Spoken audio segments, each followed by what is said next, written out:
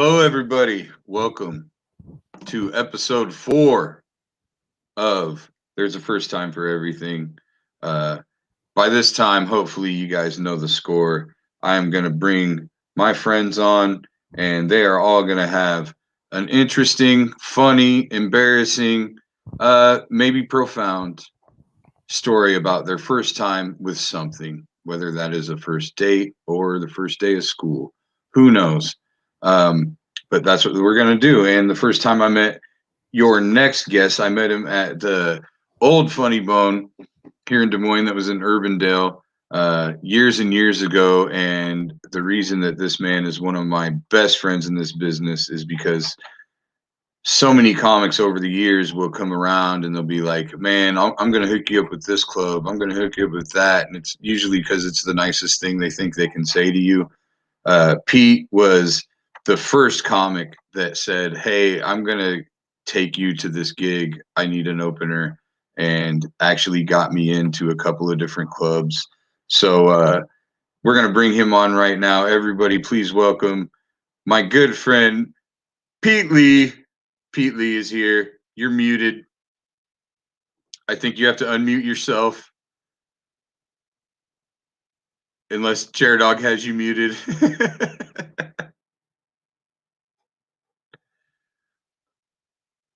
Uh-oh. I hope he didn't leave. I hope he didn't just bring you on and leave. Is yours not working? This is hilarious.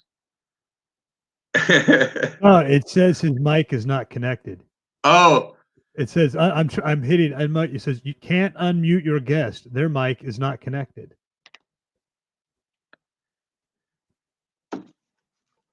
You spent all this time setting up. Nothing. Nope. Muted. Nope. Do your headphones have a mic? There it is. Oh, all right. Great. All right. Oh my God. Hi, what Pete. an intro, right? Isn't that funny? That's like the start of every conversation that you have in COVID. Like every conversation you're putting in your Bluetooth earphones or whatever, like somebody calls you and you go, hold on, just a second. I'll be there. I'm coming. I have to connect my earbuds. Sorry. And I just did that to you on a podcast. Well, you know, the beauty of this podcast, Pete, is that we are streaming live right now on YouTube, but unless I send a link out, nobody's going to see it. I'm getting a bunch of these in the can so that I can release them on iTunes a week at a time. And so, you know, I'll be able to edit that if I want to, or maybe I won't, you know, yeah. Who knows? I love it. It's a podcast about your first time and kind of bumbling through something. So this is my first time on your podcast, and then I just ruined the beginning of it with my sound system. And it's all like right after I gave this heartfelt intro about how you were the first guy to actually put your money where your mouth was when it came to that stuff. And then it's like, now you're fucking up my podcast. Yeah. I'm here to sabotage you. I wanted to lift you up and then tear you down. It's the opposite of the army, you know, tear you down and then build you back up. Right. I'm just doing the inverse of that. I'm here to derail you in the pandemic. That's what I'm here for. Yeah, because it hasn't been bad enough. Yeah. Things have not been challenging enough this year.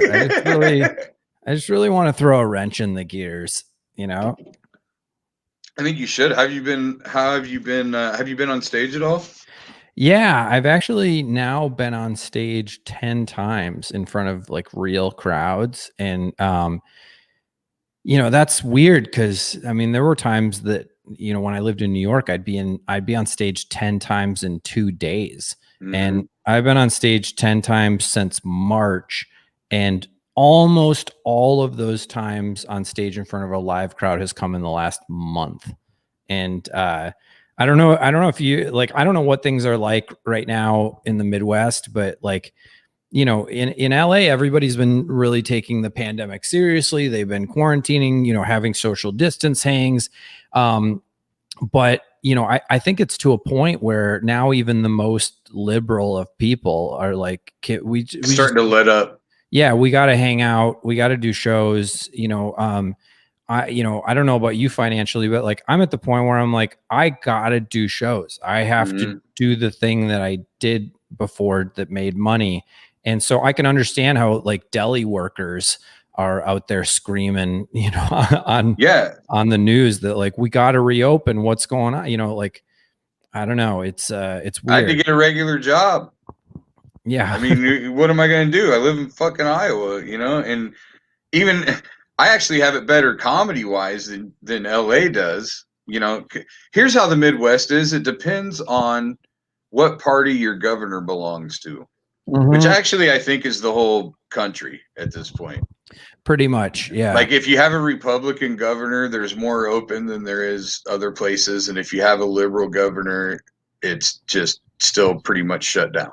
Yeah, you're screwed. Like I'm a liberal person and I don't want to like, I am too. I mean, completely morally, I am.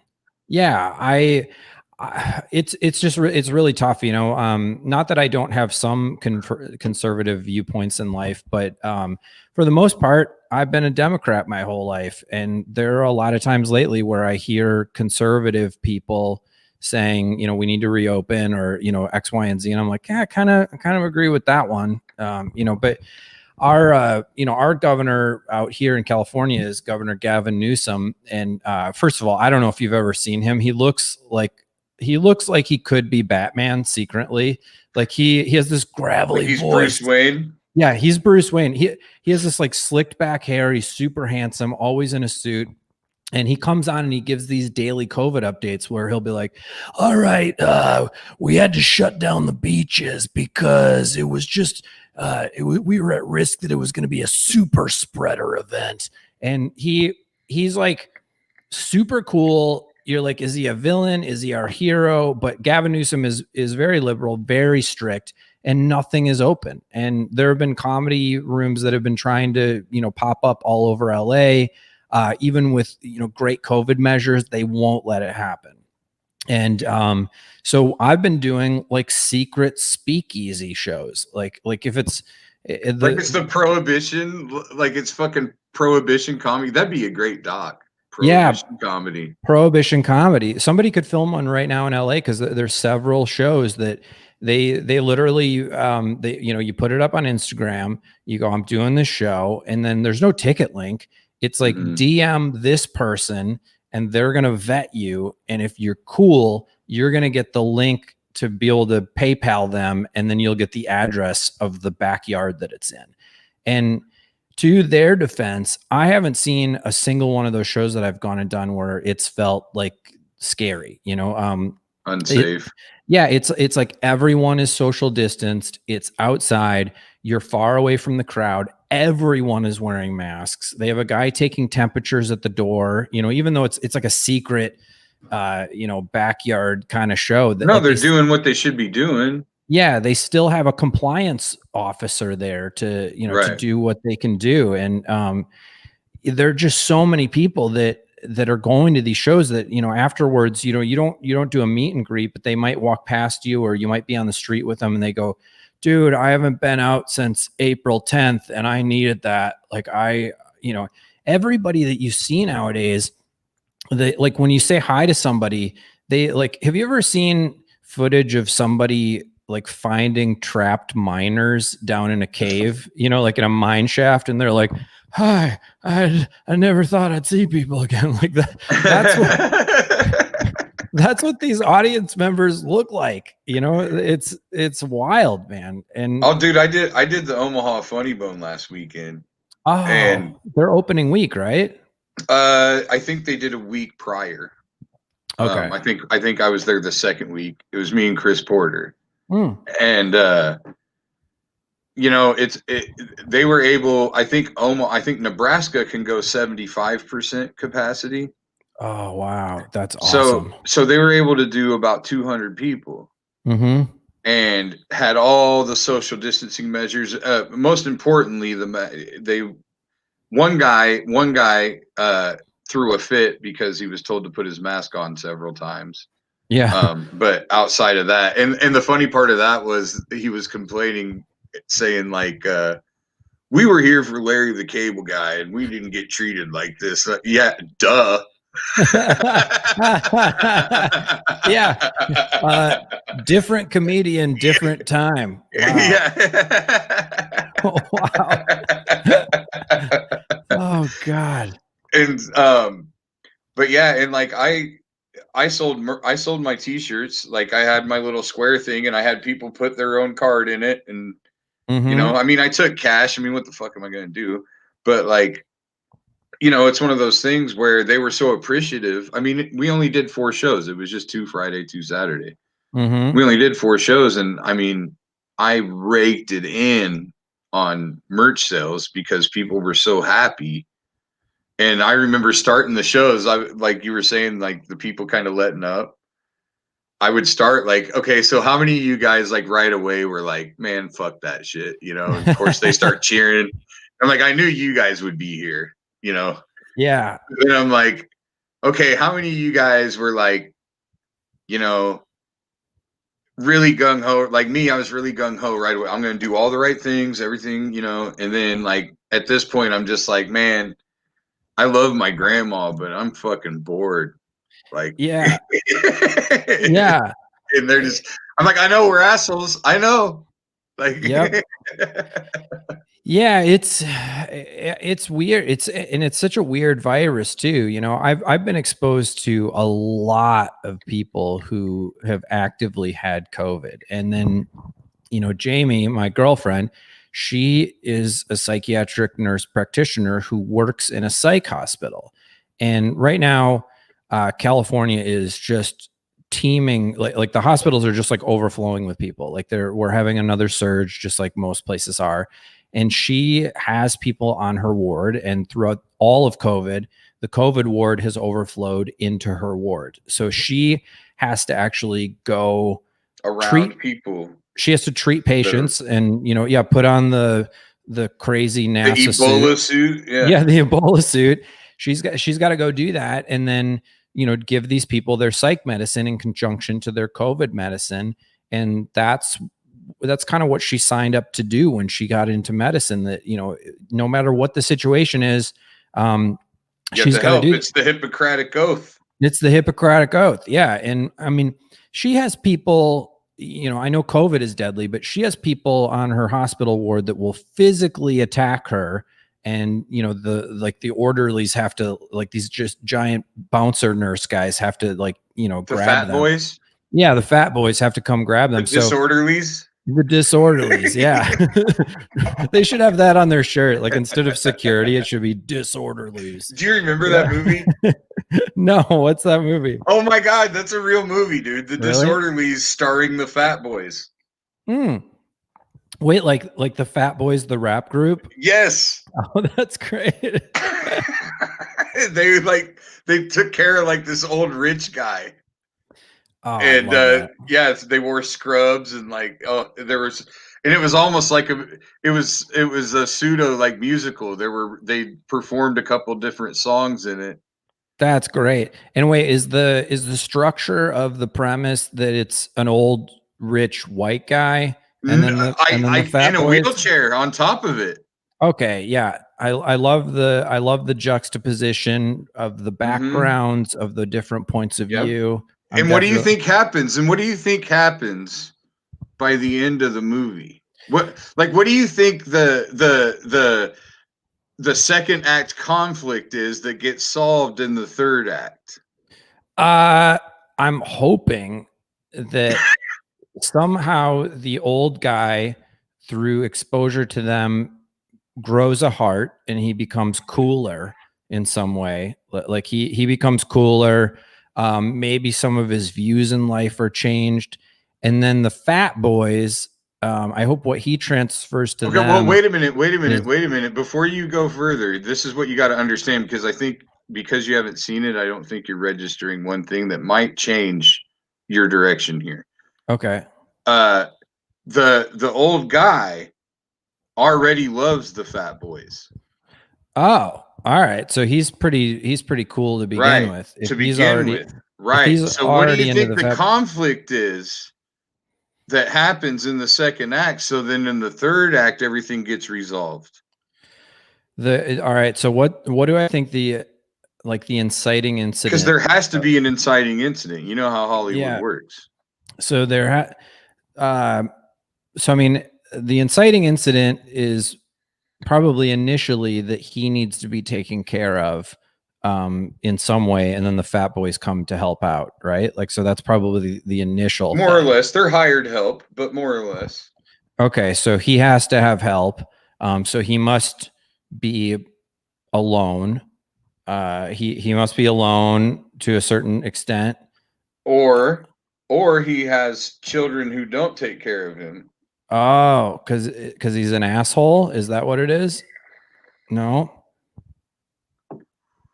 I thought for sure you were gonna get there. Just knowing you, Pete. Here's how it is. Yeah, tell me how it is. By the way, I love the vape smoke effect that you have going on right now. It's obviously like it's a video filter. It's my douche flute. It's your douche flute. It's one of those things that I do that I hate the subculture behind, but I'm addicted, so I can't help it.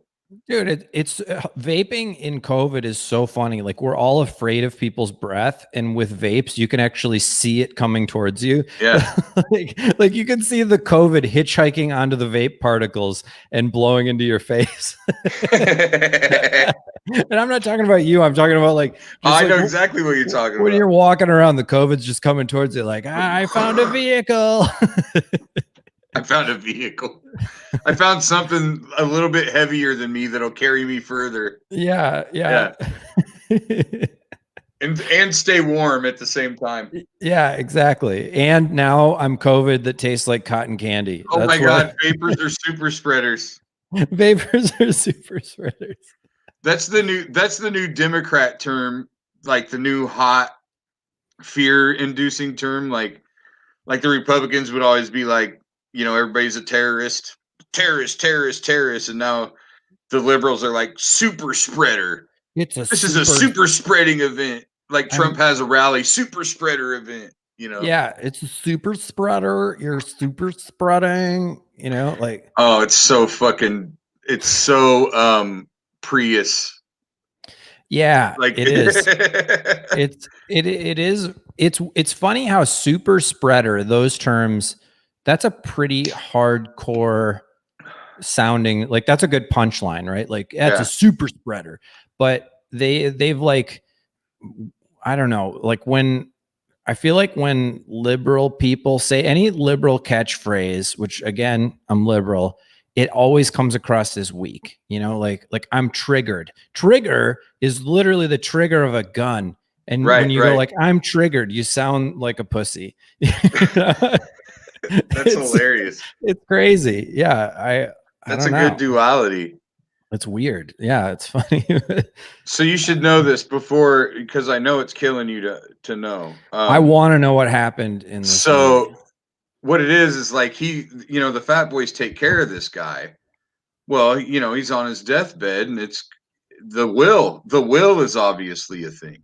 Mm-hmm. He's unhealthy. So obviously when the kids catch wind of the amount of money they could inherit, they start giving a shit about the guy. And then they start getting jealous of the fat boys and trying to concoct a scheme that makes it so that, and then by the end of the movie, the guy figures it out and takes care of the fat boys because they've been taking care of him. Oh, I love that turn. I love that. It's kind of I just can't believe you didn't see it coming. That's all I'm saying. Yeah, that's kind of a similar plot to Billy Madison, right? Where Rob Lowe is the kid, yep. Is one of the kids. No, you're thinking of Tommy Boy. Tommy Boy, that's what I'm thinking. Yeah. It's a similar plot to Tommy Boy where the kids are jealous, they don't want him to get the money. Yeah. Oh, interesting. Isn't it funny how many movies are motivated by like, you don't have money, you need to try to get money. And then it's kind of combined with Break-In. Save the community center. Yeah, yeah. Really, it's like a save the community center thing. Well, I mean, you know what I mean? It's that whole, it's Mhm. all that one big print, that storyline. It encompasses all those things. So it really is Tommy Boy because they were trying to save the town and the factory and Callahan Auto Yeah. Parts. Yeah, it wasn't, and they were the rich guys. Wow. But they felt a responsibility to all their employees because all their employees were making a living off of their business. Yeah. Wow. All So it right. meant something to him to go out there and feed all these families. Oh, okay. I like that. I see. I was thinking that this rich guy was the villain, and like that. Not That's at all. No, he was great. yeah. That's stereotypical. I'm stereotyping rich white men. That's what I was doing in that. Yeah. Well, I can see though when you haven't seen the movie that like that's right where you'd go, where you'd be like, you know, of course he's an Mhm. asshole and these guys are hired. He treats them like shit, and it's like Ebenezer Scrooge. I mean, that's a classic thing.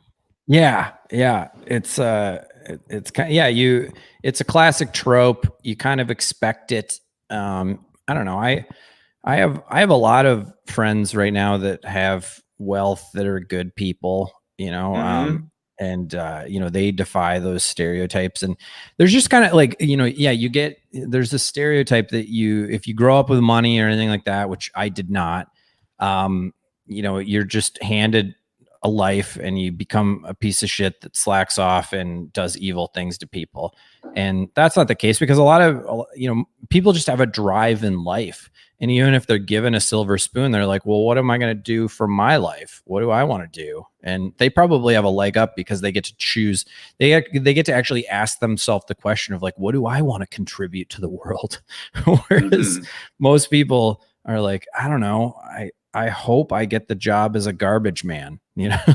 Yeah, but they were likely raised by driven people. Hmm. You know, they were likely um it just depends on what they're driven by. Like uh Yeah. we live Like, in a capitalistic society, so success is defined by wealth, and so many people are driven by money, mhm. and so that's what they do, and then the next thing you know, their kid is also motivated by the same things, and that's where they go with things. But like me, I've always been motivated to just do what I want, Mhm. and now uh my son just turned 18 this year and he's a professional wrestler. So like, Whoa, for real? yeah, I've so met your son and he's a professional wrestler now. yeah.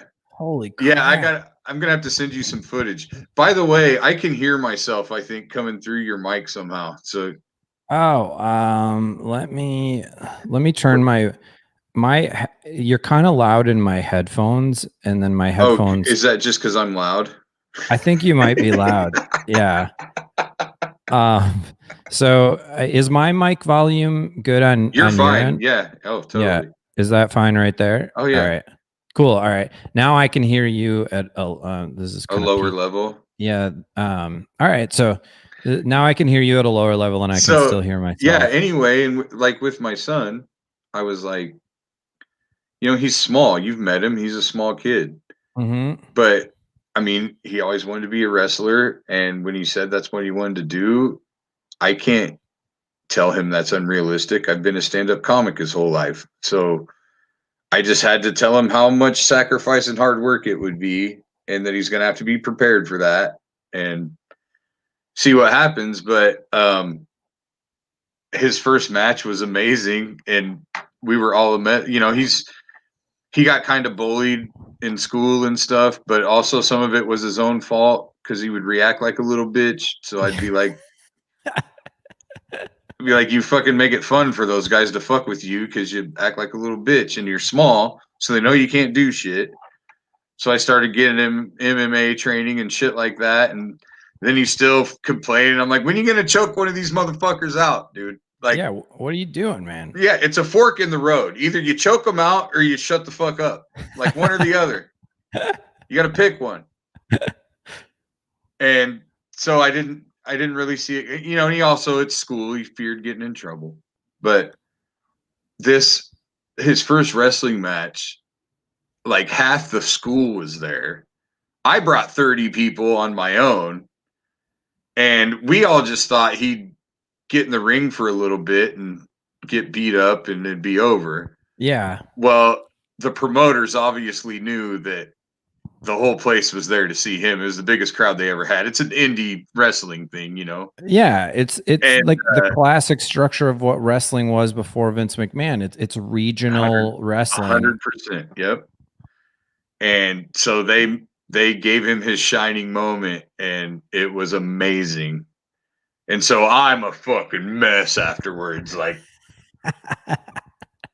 because all I wanted in life was for him to just have that one time, just have that one moment where everything was focused on him and he delivered, and you know just what that could do for you. And so since then he's just kept at it, and I mean he needs to do a lot more out of the ring training, but in the ring he's pretty good. What's that song, that sappy country song? Like I hope you still feel small when you stand beside the ocean. I hope you dance. Oh, fuck. You can add to that. I hope you win your first pro wrestling match. Dude, like a month in, like his first, like his second or third, I think it was his second match, because they started going virtual. His first match was February 29th. Oh, damn. All right. Yeah, because it was, the leap year. His February 29th was his first match. So his second match took place virtually. So they live streamed it and stuff, and he got hit with his first chair. And so like I'm on Facebook. My son just got hit with his first chair. I'm so proud. Oh my God, that's crazy. Oh my God.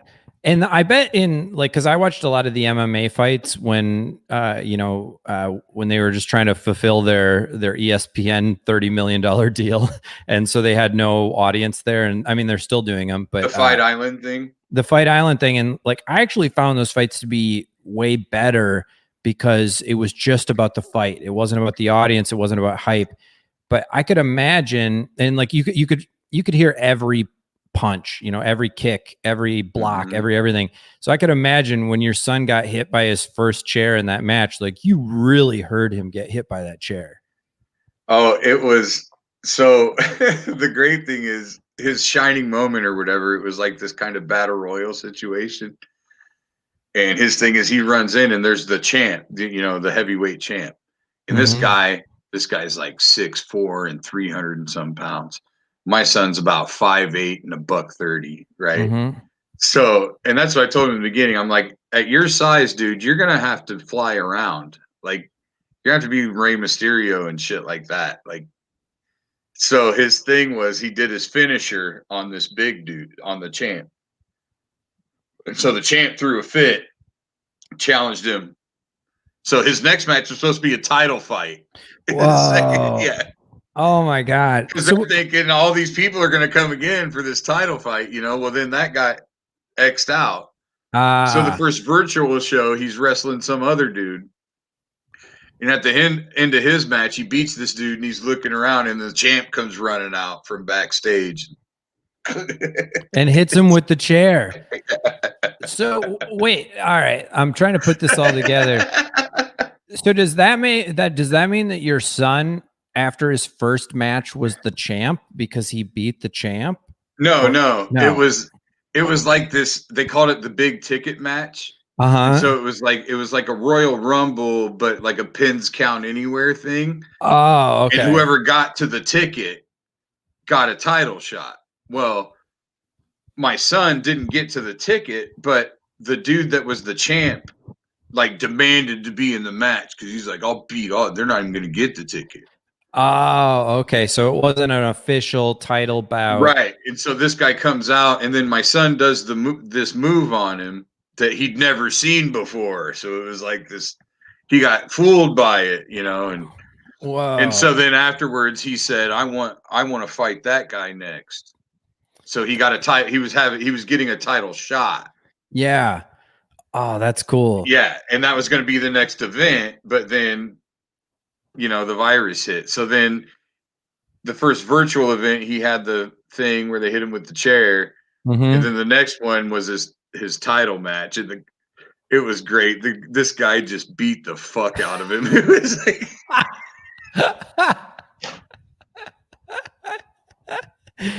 hey, attention all parents. You don't have to spank your kids because they might become pro wrestlers, and then a giant guy who's really good at it might beat the fuck out of him. Dude, it was like, I mean, seriously, this dude, because everybody who wrestles at this point is way bigger than him. So, of course, at the beginning, they just throw him around and treat him like a little kid and fuck with him and stuff, And yeah. So this guy's just tossing him everywhere, dude. Oh, my God. And I'm sitting here watching it like, man, if you get really good at this, at the very least, you could go to Hollywood, be a stunt double, and make a shit ton of money. Yeah, especially at 5'8", because a lot of the big actors are that small. Are 5'8". Yeah. Why do you think that is? I don't know. I mean, I think that I don't know, like I think it's kind of like porn, like I've seen a lot of porn lately, where like the dude in the porn has like a nice 7-inch piece, and I literally think that like if you have like a good 7-inch piece, that's worth more than like a 10-incher now, because most men watching it go like, all right, she's hot and I don't feel intimidated by that. Yeah, like that's not too offensive to me or whatever. And I feel like the same thing is true like with Hollywood. Like I think that Tom Cruise, even though I think he's like 5'8" or 5'9", I think he looks like he's like 5'11", like like average height. So I think on a screen, that's the thing. It's because it's about what you look like on camera. And Tom Cruise is drop dead gorgeous. Doesn't matter that he's 5'8". His face is fucking perfect. Yeah, his and symmetry is perfect. And he can do what I call cheekbone acting. Have you seen it? Like where he'll do like jawline acting, where he'll just be in a scene and he'll be like mad, and like his cheek muscles, he'll just like flex them at the person. Yeah, just bite his teeth. Yeah, I find that fascinating that he can just emote emotions with his jawline cheek muscles. That's beside the point, but yeah, like I think that. And then you see them on the big screen and the big screen only, and that person's 10 foot tall and bulletproof. Yeah, exactly. Yeah, so that guy, I think that he looks like he's gorgeous and he looks like an attainable person. So the audience is like, I love it. That guy's my alpha, but I also can see myself being him in this role. Like he's like enough of an ordinary guy. Yeah. I wore a leather jacket. Yeah. Exactly. Yeah. And same thing with Dwayne "The Rock" Johnson. People don't know this. He's 5'6". He's a really no. I'm kidding. you got really serious. What? Wouldn't that be funny if Dwayne "The Rock" Johnson was 5'6"? You just like ran into him and he's like, "Can you smell what The Rock is cooking?" And you're like, yeah, because heat rises, bro. Yeah.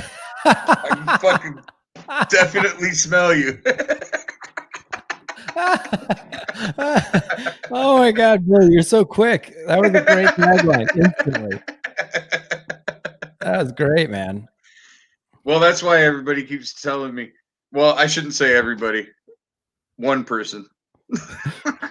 The one person I've been able to be around lately told me. So I got a phone call. Early on in the pandemic, did you notice yourself getting kind of reached out to by people that you just hadn't talked to in forever? It was like people took a day and was like, you know what? I'm going to see how everybody's doing. You know what I mean? Which was just sweet and adorable, right?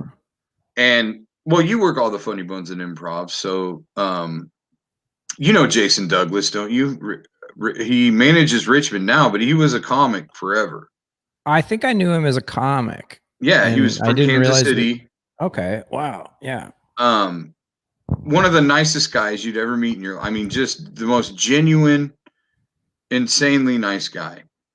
And he called me kind of towards the beginning of the pandemic and just, I just wanted to see how everybody was doing and blah, blah, blah. And I told him what was going on in my life at the time because I just went through this divorce, and at that time she had just basically filed, so I was like, Mm. man, well, this is what's going on. And he was like, he goes, you do what you got to do, but you should take this opportunity. He's like, just sell all your shit, move out to LA. He goes, at the very least, you'll get a writing job because you think funny. He's like, I've known you for so long and you think funny and you would be able to sit in a writer's room and contribute and people will see that. And, I don't have the self-confidence to take that fucking step, but I also feel like if that was ever to happen at this point in time, it could happen from anywhere. I mean, if one of my good friends gets a fucking show and they're like, I need writers, there's no reason a writers meeting can't happen via Zoom. Yeah, my friend or our friend Tracy Ashley writes for the Neighborhood. Exactly. And Trey and the other show, right? The Last OG, she writes Last for that OG, too, doesn't and she? she's doing all of her writing via Zoom right now. And I think that, if I'm correct in saying this or assuming this, I think you kind of got to be in LA to start getting the jobs, or at least to like take the meetings, to get the things, to whatever. But after that, like you don't have to be in LA. And I'm one of the rare people that's staying in LA right now. Like almost everybody is moving. Theo Vaughn moved to Nashville. Josh Wolf moved to Nashville. Joe Rogan, like he's moving to Texas, isn't he? He already moved there. He moved to Austin, Texas. Joe Rogan, who is like the glue that holds the whole comedy community together in LA, was like, I gotta go. I'm taking my family to Texas. And Austin's is a great town to move to. I mean, it's a fantastic. It's a very artsy town. Very progressive town. They have comedy clubs there. They have comedy rooms. One of my other close friends just came to our house the other night and was like, yeah, I'm out of here. I'm going to move back to Washington State. And I was like, damn, because people can't afford the cost of living there right now. Yeah, the cost of living is crazy. And, I'm lucky enough to live with my, my girlfriend, Jamie, and we split a house. And we also got like a crazy COVID deal because, like right now, all the people that own a lot of property, like Airbnbs, they've outlawed Airbnbs in, the LA So they have area. to have more like a permanent resident or at least a 6-month type. Yeah. They have to have a permanent resident. Least. So we actually got a 3-bedroom house on the Pacific Ocean. Like we literally, like I'm a surfer. I live on the Pacific Ocean. I walk down to like one of the best surf spots in the world. Like people take flights to the LA area to come surf at this place. Like this is like Pipeline is in Hawaii, but like for like more mellow waves in the LA area. And we live at this place in a 3-bedroom house for $500 less than we lived in a 1-bedroom in West Hollywood before. Like that's how crazy the real estate is dropping nowadays. So like, and we're locked into this lease and our landlord loves us and, we're hoping to stay here for a long time. And, I'm hoping that this is one of those things that like after COVID, we get to still live here, I don't know. And the only thing that would make it so that we couldn't live here is if things get so bad in COVID that, I run out of money and I gotta go, which I don't know. Well, but if it gets to that point, your landlord ain't gonna have any fucking money either. Yeah, so, she's not gonna have people to rent this place out. And also, if it gets to that point, they're not gonna just start repo and shit right and left, or nobody has anything. You can't have a country full of homeless people. Yeah, and there's already rent protection in LA, and I think at that point I would probably do some sort of a renegotiation with our landlord and go, look, what's mutually beneficial. Yeah, what's the lowest amount that I could pay that would keep me in this place and keep you afloat financially as well. But we live in this little bowl where it's like this little bowl that's cut out of the cliff, and and this is where it's like the perfect spot for all of the LA like police helicopters and sheriff helicopters to like do a turn to go The back fucking down. ghetto bird. Yeah. So we're like, Motherfuck you and your punk ass ghetto bird. yeah, we're like one of the like we're like right at like the northernmost point that they fly to patrol the beaches, and so yeah, the ghetto bird just flew by my house. Oh, is that what I heard? Mm-hmm. I thought your girlfriend flushed the toilet. Yeah, no. She's in our house. I'm in our community's pool house right now. Oh, yeah. So we live in like an HOA, and there's a pool house, and I'm the only one that uses this. I'm the only one that uses this pool house, and it's like beautiful. And so I come in here, I podcast, I do self tapes for acting, I talk on the phone. Like I love it. Like it's crazy. are you doing a podcast? For a long time I was doing my podcast Snugglestorm, and I think I need to get a podcast producer, like you have, because I love doing the podcast episodes. I hate editing the podcasts. I hate chopping it up and having that clip to put on Instagram, because it's like we do the podcast, it's an hour, and then it's 6 hours of post-production work to get this thing rolled out. Well, just don't do all that.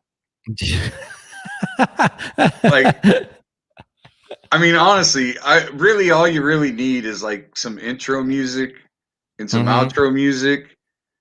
And if you're just talking to, I mean, what you have to have is the ability to edit something out if you don't want it to be out there. Like somebody might say something in the moment and they're your friend and you're like, you know what, they'll be like, don't take that out. And then you take that out. But other than that, I don't feel like you need to have like a bunch of fucking promo things to put up there, because they're your fans if they're seeking out the shit. So you're right. You just put the link up and they'll click on it. Yeah. Recently I got linked up with this production studio that they want to do like Snugglestorm as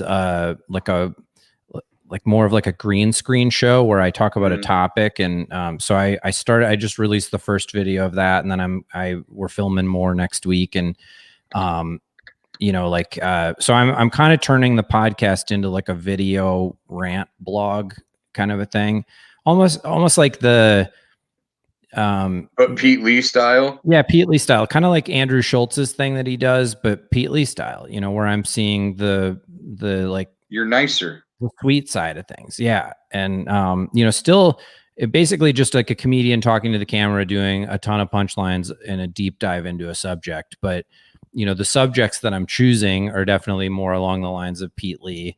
And then, the punchlines are definitely more Pete Lee. And like Andrew Schultz is like, he's like a very good friend of mine and I love him, and his videos are amazing.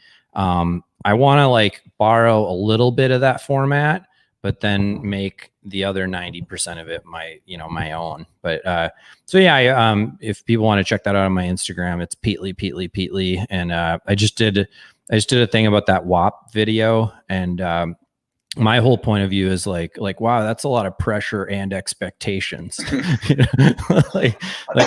I'm defending women that just don't walk around with a WAP all the time. I remember you used to have that bit about how gay guys were tougher than everybody else, because you're like, they're way I don't have the toughness for their main event. yeah, exactly. Like, yeah, I wanted to write that bit because like I always heard comics bagging on the gay community, and it was always like, there's a saying that there's a victim to every joke. And I remember thinking like I don't think that I think you should be able to talk about the gay community on stage, but I don't feel like the gay community should be the victim in the bit. Like I feel like there's way more humor in the homophobe being the victim, because like, I don't know, like if you're scared of gay people, then what does that say about you? Like then aren't you you're scared actually of your boner is what you're scared of. Yeah, you're scared that that guy's like, like awesome eyes are gonna make you tingly, I guess, probably. I don't know. But yeah, I've always wanted to do humor that that defends the gay community. And every once in a while I'll have somebody come up to me that's like a little confused, just because I bring They up don't put it together right. they don't put it together right, or maybe they mix a negative experience with humor in general and then that topic, and then they apply their past experiences to what I'm saying, and they think that I'm being disparaging towards the gay community just because I brought it up along. Yeah, with they pitch. humor. Well, that's what people do with a hot button topic. Yeah, They just pitch a tent. yeah, and Like I had a lady come up to me after a show, like I was talking about politics and talking about how I hated both Hillary Clinton and Donald Trump. Mhm. And I went into this, but the whole bit was designed around making fun of Donald Trump, the whole entire bit. Yeah. But she comes up to me afterwards like, well, that Hillary Clinton shit pissed me off, blah, blah, blah. And I'm like, did you even listen? Did you even understand? But she heard me say one thing that was making fun of Hillary Clinton, and it was like, and I'm like, you don't realize you just made the whole point of my bit. The whole point was that the Trump supporters, I could call them a fucking Nazi and they would have a sense of humor about it. But I couldn't say shit about Hillary Clinton. Yeah, you can't. It's weird how that happens. Hold on, by the way, I got to take a 10-second timeout and just turn on the light switch in here because the sun is going down. It's about that time. It's about that in time. LA. The sun's been down here for a while. Oh yeah, there we go. All right, I just turned on a light, and it doesn't. Hold on, I'm gonna. Doesn't seem to have made a difference. It has not made a difference whatsoever. Let me turn on the other lights. Hold on. We just got to set the mic down for this one. They're across the room in the pool house, which it's amazing to me that they have this pool house that no one's ever in, but that's because I live in Iowa and they have the fucking ocean outside the door, so it actually does kind of make sense. Like the only people that are swimming in a pool there are probably from somewhere else. All right. I was just talking about how amazing it is that no one's in the pool house but you ever. And then I was like, but that's because I'm from Iowa. And it makes sense because you have the ocean right outside your fucking door. So why would anybody be in the pool house? Yeah, it's like, well, I mean, have you noticed that on vacation? Or they just don't like salt water because they're not from there. Yeah, they don't. Well, there really are kind of there's like pool people and then there's ocean people. If you go to a resort, there's people that use the ocean or they use the pool. And there's a couple people in our community that use the pool all the time. We use the pool. We love it. And for the majority of the people in our neighborhood, they go surfing down at the beach almost every single day. So like, they're like, why would I go in the ocean and then strip down my wetsuit and then get in the pool? Well, that's the thing about you that is funny is, and I know you never say this shit, but I always do. It's so funny to me how who you are on stage, this whole nice guy, this sweet, cute thing that you do on stage. It's so funny to me because I know all the like thrill seeking and like different things. Like you're a fucking black belt in Taekwondo. So it's like you could basically, your hands are lethal weapons technically. So if you ever fucking hurt somebody, you're like gonna go to jail. And then like you're from Janesville, Wisconsin, and you're a surfer all of a sudden. Like what the fuck, Pete?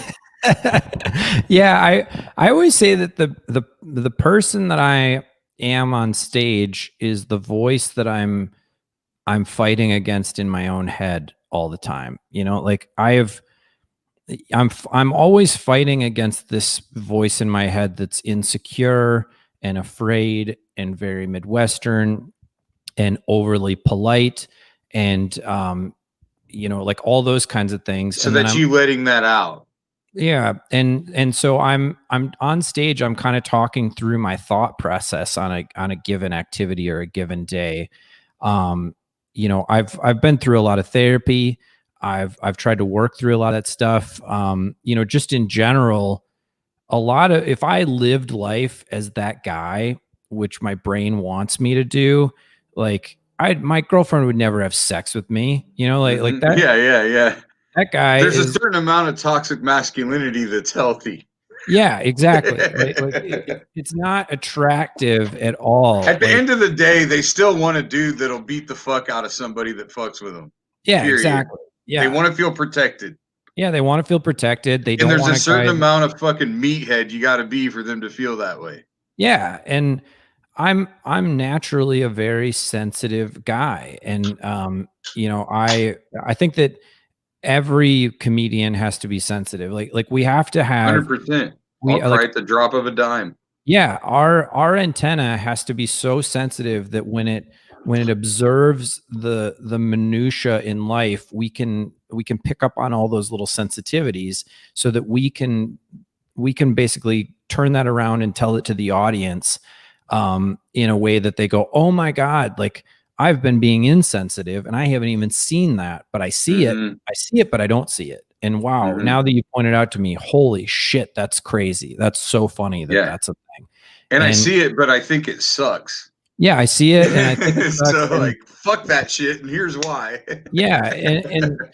And not that the people that aren't comedians, it doesn't mean that they're insensitive. It means that they have a certain amount of defense mechanisms that protect them from all the bullshit in life so that they can just come and go from work, feed their families.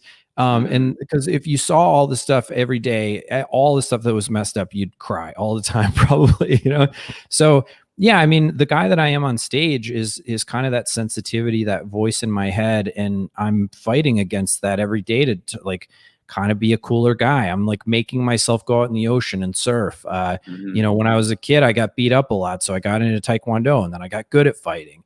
And, like most of the things that I am in my actual. And now you want to get better at being a pussy? Yeah, now I got to get better at being a pussy. Yeah, I got to.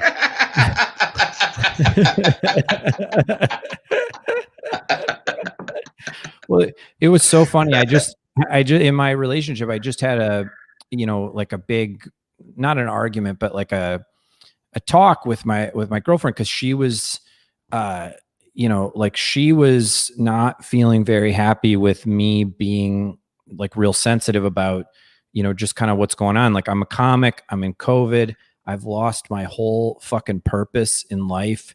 I'm unemployed right now. You know what I think it is? And I don't mean to interrupt you, but I went through the same thing. Obviously, that's why my shit ended. Yeah. They think they have this misguided view, and I say I don't mean to put a label on it like it's fucking women. I don't mean it like that, but like they have this idea that what we are is ego driven, and this is all just a blow to our ego. And they don't understand that it's not fucking about that. It makes us feel good to make other people feel good. Yeah, we're fucking generous. This is not egotistical. This isn't selfish. This is generosity. We're sharing ourselves. It's our gift that we're sharing with the world. And now we don't get to. Yeah, we don't get to do this. It's our purpose to go like point out the awful things in life and judo flip that and make it sunny for everyone. Like we love that. Lighten it up. Yeah, just lighten it up. And we got into a discussion because like I'm also injured right now. We'll talk about that in the first time part of the show. Yes, which we need to get to soon. Yeah. So like I'm laid up because of the injury. So like in a lot of ways, I'm not the guy that I should be right now. Like my self-confidence is down. Like I'm not like I need to be creating a Patreon and doing cameos and like bringing in money there, and I'm scared to do it. And so she's seeing a guy because you're afraid to find out that nobody wants your cameo. Yeah, nobody wants it at all, and so I so she's seeing a version of me that's walking around kind of scared, and it's not the confidence that she was attracted to. Yeah, when she met me, she met a guy that was going on the Tonight Show and interacting with celebrities, and like your chest puffed out. It's special.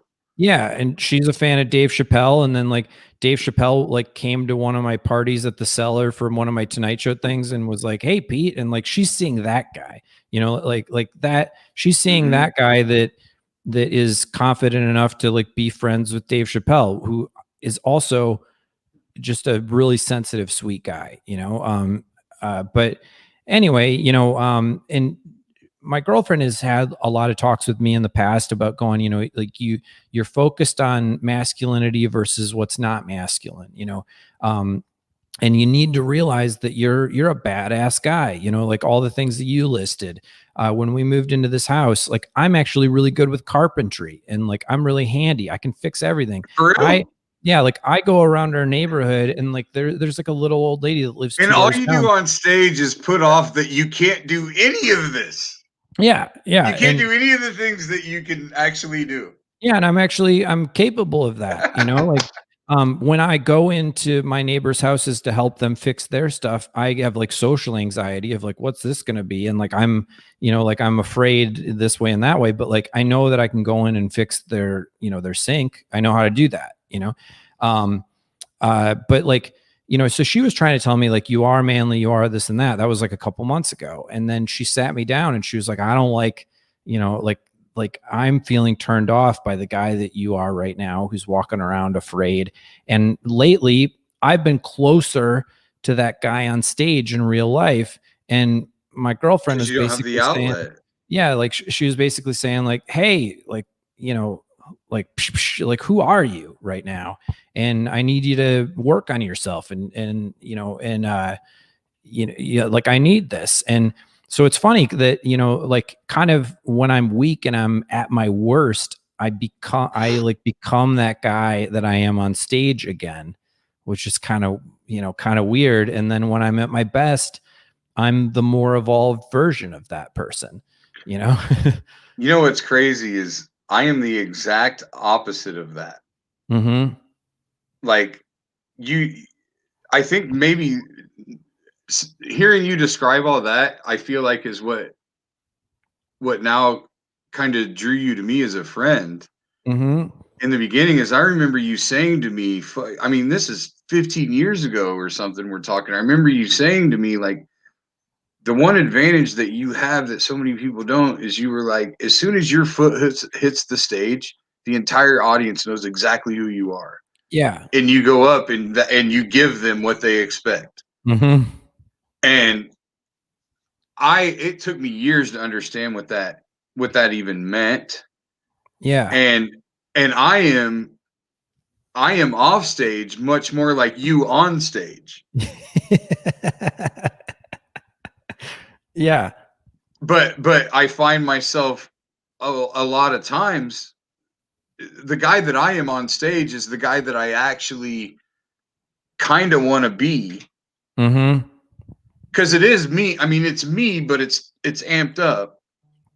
But like, I want to be the guy that doesn't give a fuck what you think. I want to be because the real me gives way, way huge of a fuck what you think.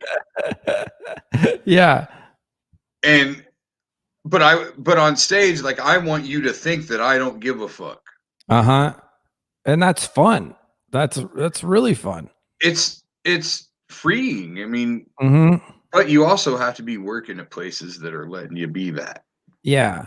And my stage persona is like you said, it's the photo negative of that. Like where it's really funny when a guy's like, I don't give a fuck. I'm like, oh, I care. I care way a lot. I care so much. And yeah.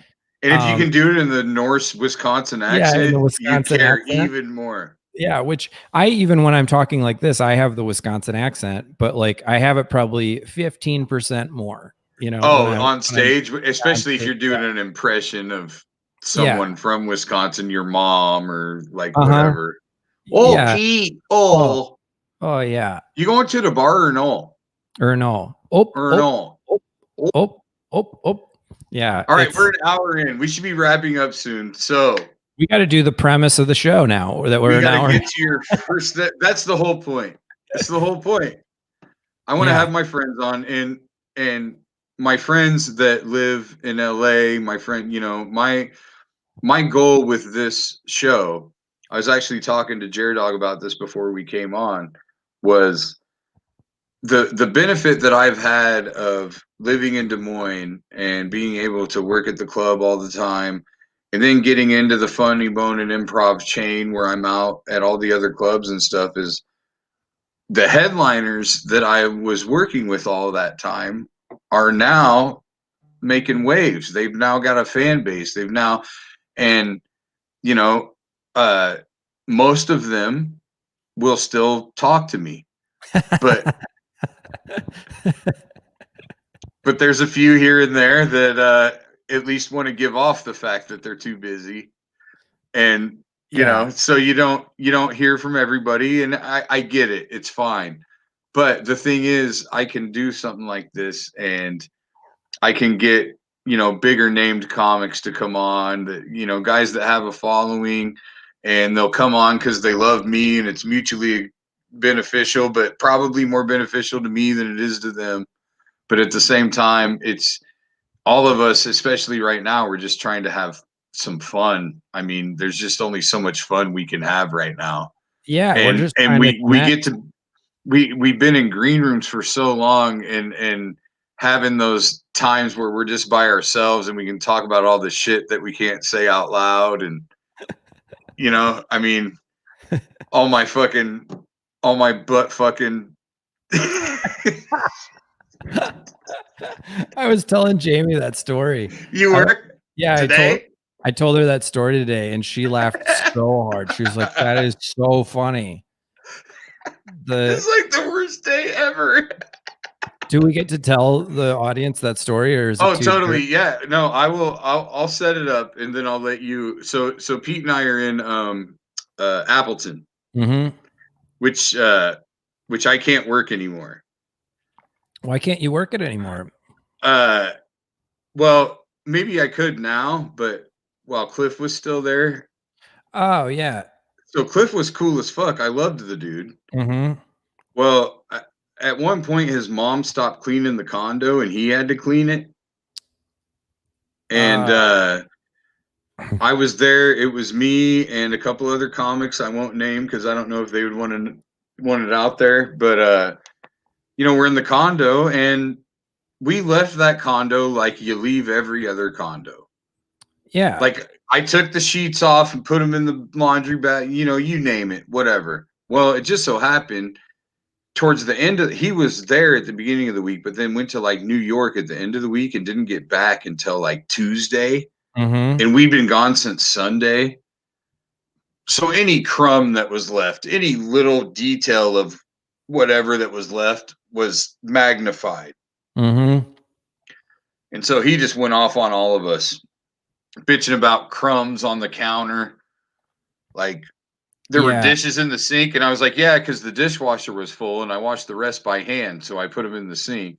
And there was another comic who was like, you got a comic to wash dishes by hand, and you're fucking blackballing them. Yeah. I mean, and you know, I love Cliff. I still stay in touch with him. He lives out in California now, just like I love the dude too. Yeah. I was fucking pissed. I was like, man, what the fuck do I got to do? I love like I love Cliff, and you know, I but he, you know, he was going through some stuff for a while, and he was really stressed out because of that club. And then I think, you know, he saved the place. He saved the place in the first place. Yeah, he saved the place in the first place. And I think that just like a lot of people, you know, like most of us, anytime you like take something out on somebody else, it's really like somebody, like it's from a different thing, you know? And so he was just frustrated about having to clean the condo himself in the first place. Yeah. How much does that suck? You yeah. know, like you know, you got to clean the condo, but yeah, now the thing is, I was the fucking middle, and I did what I was supposed to do. Yeah. But I got lumped in. But you can totally go back and work there. Now the people that own it are the people that own Tacoma and Spokane, and yeah, it's Adam Norwest's family. They're like awesome. Does Samara still book it? I don't know if Samara still books it anymore, but I know that the Norwest family, you know, owns it, and they're super cool. And I can text them on your behalf and tell them that you should work it, because you should. Oh fuck yeah, let's make that happen. Yeah, well, I've had some interaction with him years back about coming to Tacoma and stuff, but they were using local guys and they didn't really put up features and stuff. So he didn't want to headline me. So I was pretty much fucked at that point. Yeah. And I was trying to get in as a headliner, but he didn't want to do it. I mean, at this point, 20 years in, if I'm going to an indie club in Tacoma and not headlining it, I should fucking quit. So yeah. Well, I mean, I'm not going to draw. I already know I'm not going to draw, but I feel like most of the indie clubs, the reason they're there is because they just put on good shows, and the people that are local know and they come. It's so funny though. Like the more and more I talk to people at comedy clubs, they're like, nobody's a draw. Like they always say that to us, and that keeps our money reasonable so that we're actually a profitable week when we headline clubs. Yeah. Almost nobody's a draw, and if they truly are a draw, they're doing theaters instead of the clubs. And like there are good weeks, there are bad weeks, there are weeks where all of a sudden the Avengers movie comes out and you only sell 300 tickets in Dayton, and they're pissed at you, and I don't know, it's odd, but yeah, I mean, some people are draws and other people aren't, but that's always this, like everyone that I talk, like I know like giant, huge names in comedy, and I'll be like, oh, well, you're a draw. And they're like, no one's a draw. unless they're in a massive size city, unless they're in a massive city. D.L. Hughley's going to sell out every show in Philadelphia every night. Yeah. But he's going to come to Des Moines and he's going to sell out the first time. And then a year later, when he comes back, it's going to be like 50% of that. Yeah. And then the next year, it's going to be even less. Yeah, and it's interesting because they're like, I've already seen him. Yeah, I've already seen him. They don't know that he's going to turn over the material, because he's prolific. But I don't know. I will say, my friend Nikki Glazer, she's a draw. Like everywhere that I've been with her, she's like, selling out. And I'll. Like whenever she's somewhere and I'm also in that city, I love to drop by and do sets. But like, so I can't say nobody's a draw. She's a draw. What it is, like, I just had Ian Bagg on last night. And like Ian, the last time he was in Des Moines, Garth Brooks was here. God. And not only was Garth Brooks here, he kept adding shows at fucking Wells Fargo Arena, capacity 10, 12,000, right? This motherfucker did like 8 shows.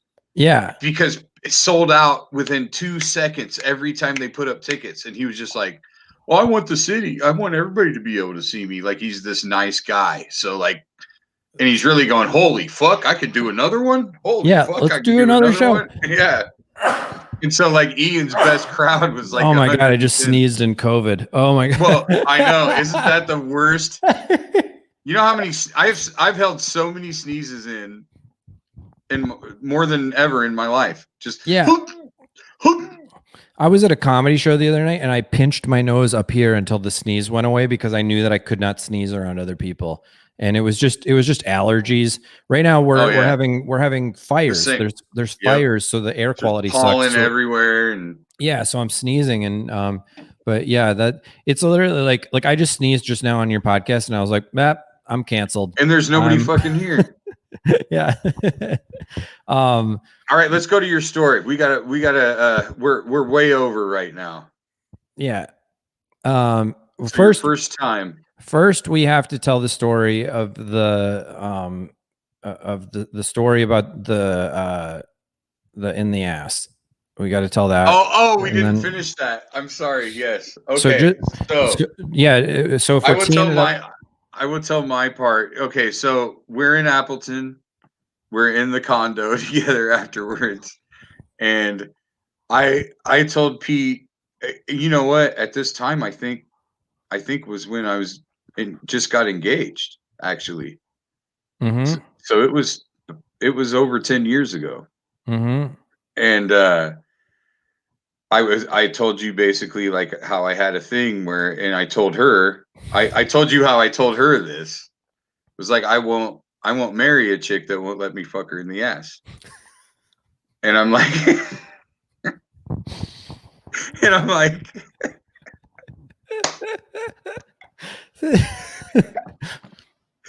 like, I won't. It's not like a fetish. It's not like there's this. It's not about liking it more or anything. It's just about knowing I can pull it off. Like, yeah. if she's willing to go through it, it goes back to your bit, the main event. Like, if Mhm. she's willing to suffer through that for me, she's a fucking keeper. That's how I know that. Like, that's how I know she's not going anywhere. It's My a test. it helps my abandonment issues. Yeah, like if she's gonna allow me to do that, then she probably won't Leave freak me out about like she did anyway. yeah, she won't leave you. Yeah, that's so funny that she left me. and why do you think she left you, Bill? Because you fucked her in the ass. That's why she left you. Oh my god, that's terrible. It got to the point where she was like, okay, on your birthday, Yeah. you get, I'll either swallow or you can put it in my ass. You got to pick one. She's like, couldn't you have been born on a leap year so that I only had to do that every 4 years? That's so funny. Oh my god. And I'd be like, well, there's probably exercises you could do over the course of 4 years that'll make that more pleasurable if you really want to commit to it. See, this is where I really am the guy that I am on stage, because I'm like I don't know, want to and do that was your response, was the guy you are on stage. I'd be like, put it in your ass. Oh, I don't want to be rude, like no. I even if a girl was like, I'm so into that, I love that so much, my brain would be like, you probably actually don't, and there are women that love that. I've ran into a few. I hope you've run into a few since you're divorced, because you're a good guy, and you should have what you want sexually. You should have it hasn't been long enough yet. Yeah. But yeah. No, and I remember I said, I don't know. I think the line that inspired where you went with it was, I think at some point I was like, oh yeah, she's great. She lets me fuck her in the ass when she's on her period. Yeah, and you and I may or may not have had a little bit to smoke, and so or drink, or drink, and I was in this headspace where everything was funny to me. Yeah, and I was crying laughing. Yeah, because you were kind of a rookie smoker at the time. Yeah, and like total rookie smoker. And so I was like crying laughing when you said that, like, yeah, when she's on her period, I put it in her butt. And that made me cry laughing. Not at the, like, necessarily the, the idea of like the cruelness of that, but the thing that made me laugh about it was that I instantly thought about her point of view in it. Yes, exactly. And then it was you on stage. Yeah, and I said to you, I was like, Bill, do you not realize how ridiculous that is? I was like, think about this. She's on her period, right? She's like, I woke up and I didn't even want to go to work. I was cramping. I felt in such pain. I just wanted to lay in a ball on the couch and just like watch movies and cry. That's all I wanted to do. But I knew I had to get up and go to work. And this guy, he cut me off in traffic. And I was like, you don't know what I'm going through. And then my boss, like, she wasn't mad at me, but she kind of looked at me like, and like, that means she's mad. That's what she does when she's mad. And then, like, I sat in traffic on the way home. I came home. I just wanted someone to take care of me, but I made dinner for myself. And, I cooked Bill dinner too. And it was just the worst day in the world. And then Bill fucked me in the ass. and that was the cherry on top of that day's Sunday. And like, it's just like, but like, there's a lot of guys. There's a lot of guys that are like, yeah, when she's on her period, she lets me put it in her ass. And like, but I just wanted to think about the female point of view in terms of that, of like all the terrible stuff that's going on. And then that's the thing that ends their day, which, like I said, if you're a gal that's like really into that and that's your thing and you like really love that, that might be like the best thing to happen at the end of the day when you're on your period. I don't know, but like I said it to you like that, and then you and I like we you and laughed so hard. We were both just like crying laughing. Yeah. And then from that point on, it's so weird. Comedians we have such a dark, sick, weird sense of humor. And like, that the inside jokes between two comedians, like if somebody just heard the punchline to it, they would think you're a maniac. I have no fucking idea. I would run into you out on the road and like you and I would be just like around other people. And then I would walk up to you and go, and then Bill fucked me in the ass. And then you and I would cry laughing and every stranger around us would be like, what is wrong with those two human beings? Like, well, and the other thing is it's been 10 years since that conversation. Yeah. And every time we talk to each other, what's up, butt fucker? What's up, butt fucker? Yeah, I call you butt fucker every single time. By the way, I'm drinking out of an espresso glass. And if people heard that, you walk up to me someplace and there's people around us and you're like, what's up, butt fucker? Like they think you're calling me gay and I'll get mad and it'll be like a thing. They have no idea. Yeah, people would assume that that's a homophobic slur. But I'm actually referencing that that's your fetish in a heterosexual relationship. But I have called you butt fucker ever since. Yeah. Ever since. Affectionately called you that. All right. Let's get the first time story. First time story. So this is a specific first time. It's the first time that I used my new surfboard. So like in surfing, there's soft top surfboards that you learn to surf on, and then there's hard top surfboards. And a lot of surfers regard it like you're not a real surfer until you start surfing on a hard top board. You just got your hard top? I just got my hard top, right? And it's like a fiberglass surfboard, and like soft top surfing would be like open mics. Like I'm an open mic level comedian, and then hard top surfing would be like, all right, I actually do shows. Like I'm an actual comedian. Somebody pays me.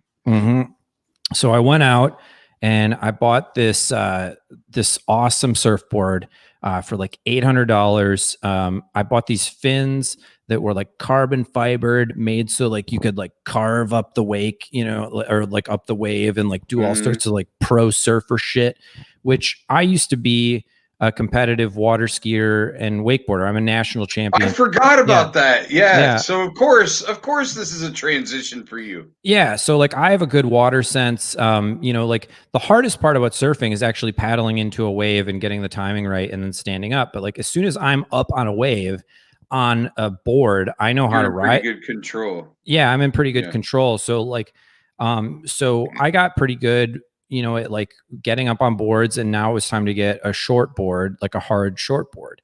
And so I got this thing called a Stoker V machine that is one of the most kick-ass surfboards in the world. So stoked to go surfing, bro. Yeah, I'm a stoker. My stoke levels are like off the charts, bro. So I get my Stoker V machine, and it's a big wave day because there's a tropical storm heading up the West Coast, which means that there's a huge swell, like almost like an uncharacteristic swell. My girlfriend Jamie and I, like she also just got her first hard top board. So we're going out. Finally, we're not on foamies. We're trying out our hard top boards. The waves out in front of our spot are usually 3 to 4 feet tall. The waves were 8 to 10 feet tall on this day.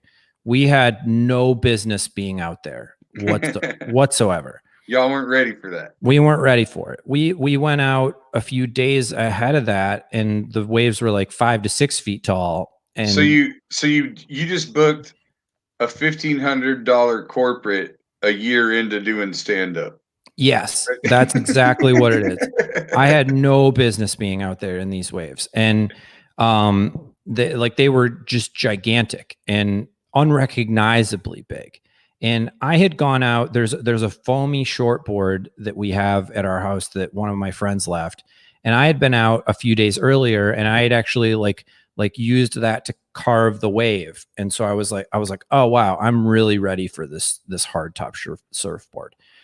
So we paddle out there. I catch 3 waves, and I catch them really good. Like I'm carving, I'm slashing, I'm doing all the stuff that that like good surfers do. And I'm like, holy shit, I'm really clicking. This is amazing. And Jamie is just kind of bobbing out in the ocean. It's low tide, which what that means is when it's low tide and the waves are big, you're out in the ocean. You're pretty deep out there. You're about a football field and a half lengthwise out into the ocean. So you're far out. So Jamie and I, and also to get through there, you have to like do what's called duck diving with your surfboard, where you have to like dive through waves that are crashing at you. So we had finally gotten out there, and she hadn't caught any waves because they were just so intimidating. And she's kind of bobbing up and down in the water going, I don't even know what I'm doing out here. And I kept catching waves and then paddling back to her. So I paddle back to her. We're having conversation. One of the biggest waves that I've ever seen comes at me. And I'm like, oh, babe, I'm going to catch this wave. So I turn to go catch it. The wave starts crumbling over me. Over the top of you? Yeah. Like the videos you see? Like the videos you see. So what I've done previously with my foamy board is if a wave starts crashing into me, I kind of like throw the board out in front of me, and then I dive back into the wave. So I threw this hardtop board with these, $100 carbon fiber fins. I threw it out in front of me. The board flips upside down, so the fins are sticking up. And then instead, when I went to dive back into the wave was already there because it was so huge. It scooped me up like 8 to 10 feet in the air, and then it slammed me down knee first into one of my fins. Oh. So my fin went into my leg, and it was like almost perfect. Like, the muscle like on your shin, that if you flex your shin towards you, it kind of goes like whoop. A little bit outside of your shin bone, just like barely. Yeah.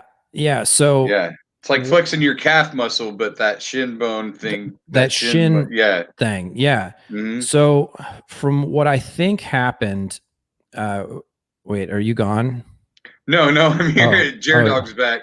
Oh, Dog's back. Dog's letting me know he's here. Basically saying, wrap it up, motherfucker. Okay. So what I think happened, and like, I'm sorry if this is really graphic for your, listeners or viewers, but the fin went into my leg. It went underneath that muscle that was, that's like on the front of your shin. It went through my 2 leg bones. So my tibia and fibula. But in between, like went through those muscles, and then it stabbed my calf from the inside. Wow. Yeah. So like, that's deep though. That's deep as fuck. It's deep as fuck. And so imagine having, your fins are probably like this wide at the point of stabbing, or actually like this wide.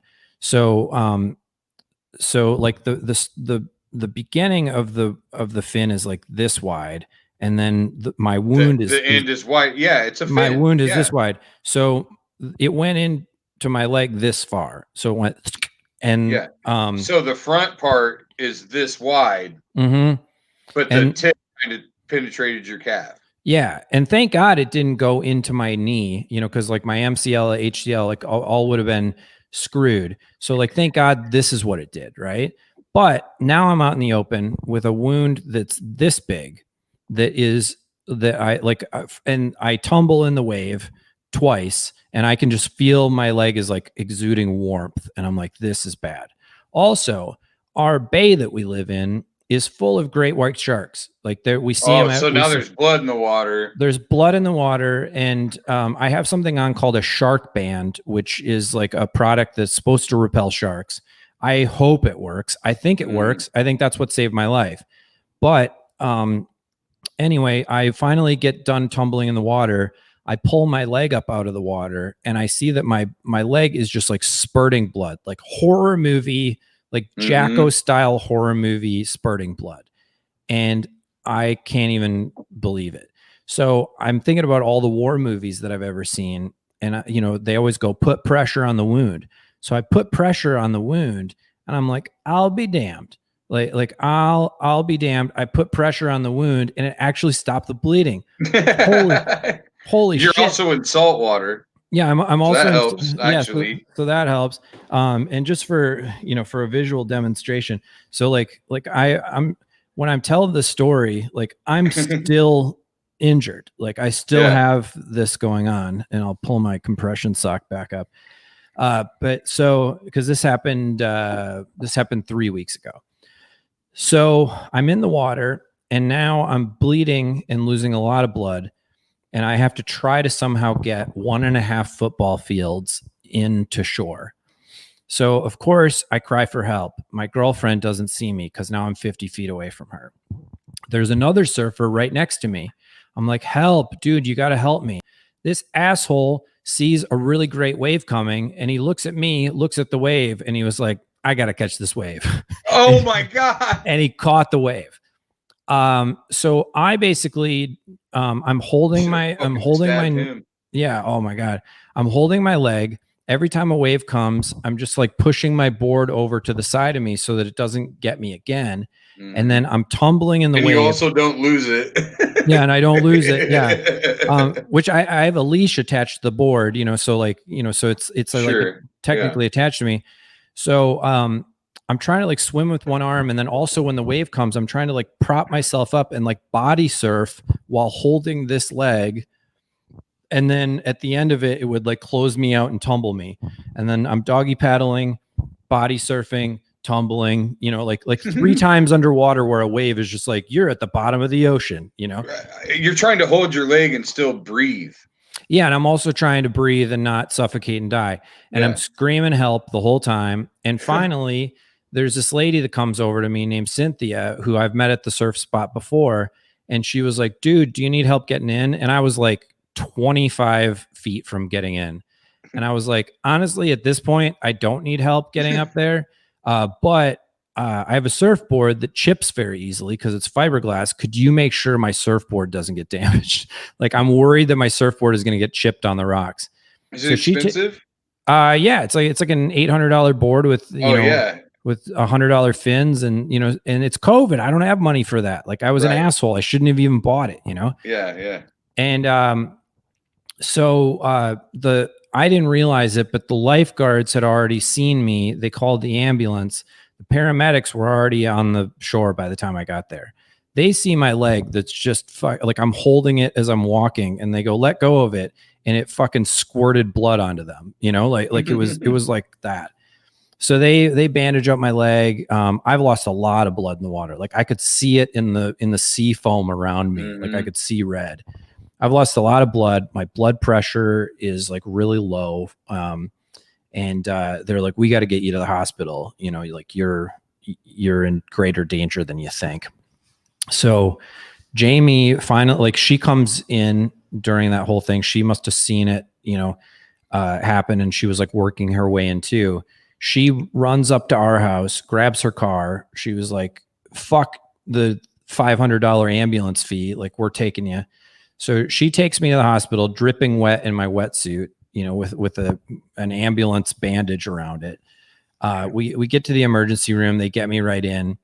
They stitch it up. I get to like watch somebody do stitches on me, which was one of the coolest experiences I've ever had in my life. Because it's far enough away from your eyes that you can. Yeah, I'm staring at this lady doing stitches, and we're making small talk, and so you're a comedian. Tell me about that. It's just the weirdest thing. So I get the stitches, and I'm like, hey, I just got this injury in the ocean. Do you think I need any antibiotics or anything like that? Or, do you think you want to do like a CT scan on my leg just to, like the fin went through my leg. Like I felt it go through my leg. They're like, yeah, you're fine. You stitch it up. You push all the inside part back in, it heals together. It's great. Your body knows what to do. So no antibiotics, no CT scans. So they didn't realize the extent of the damage. So I'm kind of walking around on my leg. My calf is in so much pain for that whole week, but I'm just kind of limping around on it. whatever. And I wake up that Sunday and my lower leg had like swollen up, like just from the knee down, I had a peanut allergy, like just, and so Elephantitis of the calf. yeah, exactly. So Jamie sees it and she goes, "You got blood clots. We got to go to the doctor." And I was like, "What?" And she's like, "Yep. Thank God that's your girlfriend." Yeah, thank God my girlfriend is a nurse practitioner. So we go right to the ER. I get there immediately. They're like, "Yep, you got blood clots." And they get me in a CT scan. They get me in an ultrasound, blood clot, like huge blood clot in the lower part of my leg. And I'm like, all right, it's cool. So I got a blood clot. Like, I've had scabs before. That's your blood clotting. I don't realize that it's really bad to have a blood clot. And that clot. shit moves and yeah, gets into major places and you die. Yeah. And so they drilled it into my head at this thing that the blood clot is basically like 4.5 to 5 feet away from my lungs and killing me, or my heart or my brain. And you're going to either have a stroke, you're going to have a heart attack, or you're going to have a pulmonary embolism. And I was like, oh, fuck, that's like super bad. And so I'm like, so I go home, they put me on the blood thinners Xarelto, which is like, I don't know if you've ever seen a Xarelto commercial, but there's literally a cowboy that's like, "I didn't have to shout for help today." Like, it's the craziest thing in the world. And that's the medication that I'm on. And like, it's a preventative med, probably. Yeah, it's a preventative med for guys, that have had clots, or maybe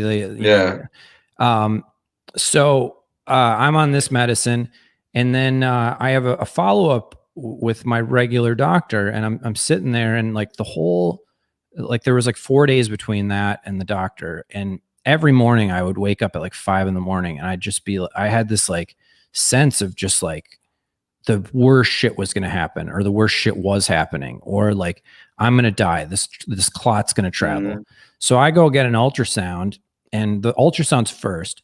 First of all, they're like, "You don't have one clot, you have 3 clots. And one of them is pretty far up your thigh. And that's dangerous because now that clot is about 2.5 feet. They know it's moving. Yeah, it's moving and multiplying. And now you're at a great risk for a pulmonary embolism or a heart attack or a stroke." So they're like, "Continue the Xarelto." But also my doctor goes, "Have you heard all the symptoms of this? Are you aware of that?" And I was like, "No, I don't know the symptoms." So I was like, "I've purposefully not Googled my symptoms." And my doctor was like, "Well, one of the symptoms I really want to talk to you about so that you're not suicidal is that blood clots trigger an enzyme in your blood that triggers something in your brain called impending forlorn doom." Jesus Christ. Yeah. And I was like, and she shows me it on the iPad, and I was like, yeah. I was like, that's what I've been feeling. I'm like, my girlfriend, I've been thinking I was going to die every day. Yeah. My girlfriend is a psych nurse practitioner. I don't want her to think that I'm like some fucking weirdo that is like the most depressed ever. But like, yeah, I got the doom. I got it bad. And like, I'm on Zoloft for anxiety and depression, but like Zoloft doesn't do shit for doom. Like, doom is like, move over depression. This is fucking doom. Fuck you. Doom is coming to town. There's a fucking guy with a sickle in my doorway. Fuck Zoloft. So I got the doom. So on top of everything else, I have the doom. And but yeah, so ever since then, like, I have a doctor's appointment like every, like 4 or 5 days. They check up on it. They make sure the Xarelto's doing good. They take my blood, and that's been my life. And I'm sitting here with my leg up on pillows, and I either take a little walk around the block, and that's my exercise for the day, or my foot's up on a pillow. So I've just been like writing jokes. And so that's my first time. That's the result of my first time on a hardtop surfboard. And so yeah, don't ever try a hardtop surfboard. Until you're ready. Until you're ready. Which, by the way, the wave. You were probably kind of ready. You just had a bad stroke of luck. I had some dumb luck. And yeah, honestly, like the wave right before all of this happened was so good, and I can't stop thinking about that wave. You didn't catch that one. No, I caught it. Like I caught Oh, the you wave. did? And Oh. I carved. I actually made 3 cuts on the wave. It was gigantic. And then this happened the next wave. So like, so that'll get you back on board though. Yeah. That's like getting back in the car after a car accident. You just got to go. you just got to go. And Yeah. I will say that as soon as I'm cleared to surf again, as soon as I'm off blood thinners, You're that will gonna- yeah, I'm gonna go surf. I'm probably gonna go back on the foamy, but I gotta get over that fear, and I gotta, you know, Yep. I'm gonna be scared shitless to do it, but I'll do it. You know. Well, and that's the thing about being a comic is we're not afraid to be afraid. Yeah. Fear is our comfort. I mean, it really is. Hmm. It motivates us. It fucking humbles us. It does all the things that we need it to do. Yeah, it does. It does. And that lends itself to depression because we know that if we live there, it's going to make us better. Yeah, it is. It does. Well, cool. It was so fucking, thank you so much for coming on, Dude. You know how much I love you. We've had these conversations and I can't thank you enough for coming. And I hope that I'll come and do your Snuggle Fest or whatever the fuck if you want. And dude, please do Snuggle Storm. I would love that. Snuggle Storm, I fucked it up. I'm sorry.